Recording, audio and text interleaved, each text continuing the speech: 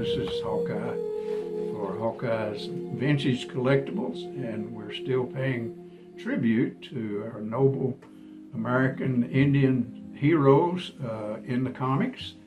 And we just wanted to show you one in particular today. First, I'll show you, I like this statue that I found of American Indian dressed up in full regalia as a chief, I'm assuming that he is. I like that. They're very colorful, very creative.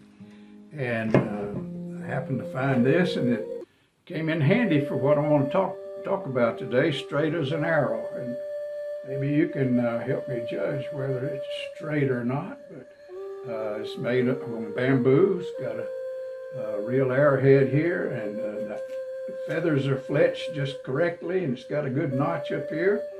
But I want to talk to you about a character. He was really an American Comanche Indian. He was orphaned.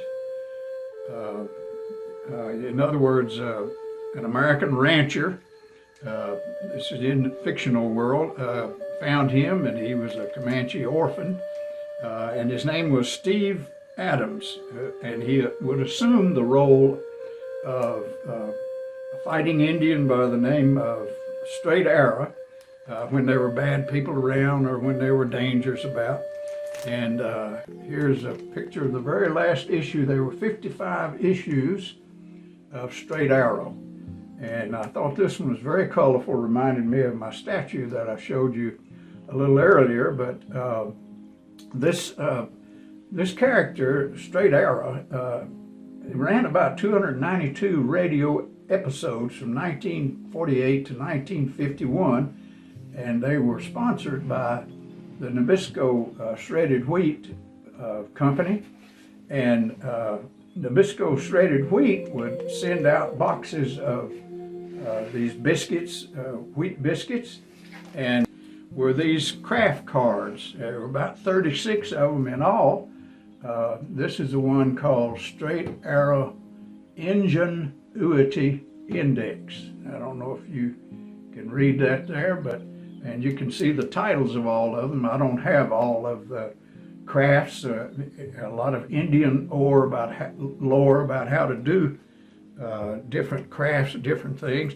For instance, here's one about how to make an Indian grill and a spit so that you might cook out in the wild, and I thought that was very interesting. And of course the pictures there are done by the same artist that did the comics, Fred Meager. He did these craft card pictures. And then here's one about how to properly set up a camp. I'll show you the few that I have. I happened to find these in an antique mall one time, and you might enjoy looking for some of those yourself. And here's one about how to make a papoose carriage.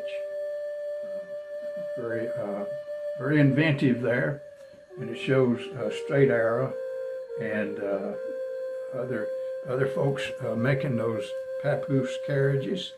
And then here's how to string a bow, and I'm sure there was one about how to make a bow and picking out the right wood, and getting it cured, and then it shows how to string it up there. And notice right here, notice he put his right foot against one end of the bow, and it made it much easier to string the bow. And here's Straight Arrow again, and he's showing how to shoot the bow, and how to knock the arrow and get a good straight shot.